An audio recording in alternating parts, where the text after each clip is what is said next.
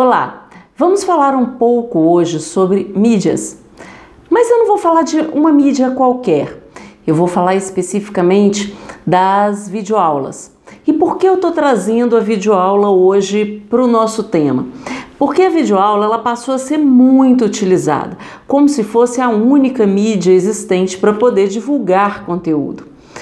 Pois é, agora todo mundo com uma câmera na mão, com o celular a postos, pode gravar uma aula e pode ensinar alguma coisa através de um vídeo.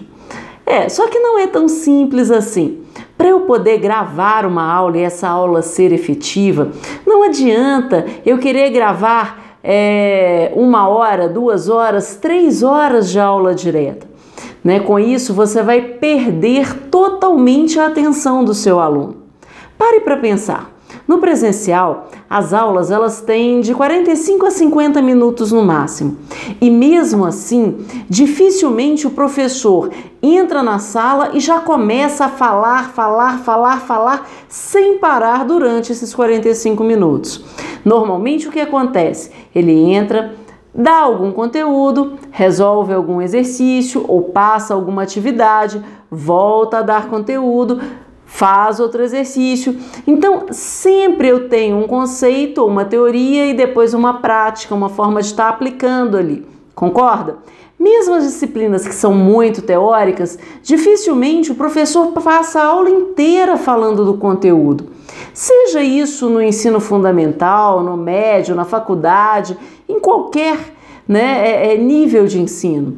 Pode-se promover um debate, pode-se construir um outro tipo de diálogo. E por que na educação à distância seria diferente?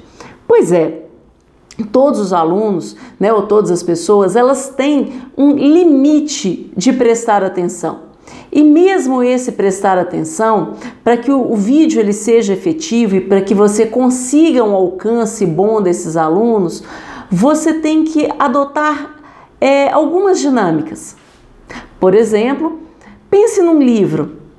Se você vai fazer a apresentação da sua videoaula, a primeira coisa que você tem que trazer é o tema que você vai abordar. É importante você falar o tema, falar o recorte do tema, ou por que você está abordando aquilo, ou qual o detalhamento que você vai dar durante a sua fala. Perfeito? Aí você vai apresentar o conteúdo.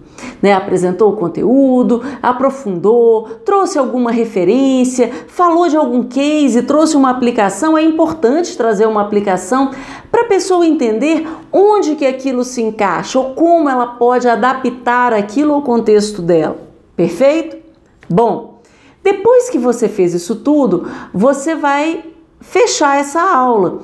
E para fechar essa aula, o que você tem que fazer? Você tem que recapitular aquilo que já foi feito ou que já foi falado. Ao estar recapitulando isso, você está chamando a atenção do seu aluno para que ele reveja tudo o que ele teria escutado, se ele entendeu exatamente tudo aquilo que foi ensinado. E você está retomando a sua introdução. Então você retoma a apresentação que você fez da aula, verifica tudo aquilo que foi passado e conclui apresentando qual que será o tema da próxima aula, ou o que ele verá na próxima aula com você. Deu para entender como é que funciona? Você pode imaginar que é como um livro que você tem lá, o prefácio ou a introdução, você tem o corpo do livro e na conclusão você recapitula tudo aquilo. Você faz uma releitura de tudo aquilo que foi visto.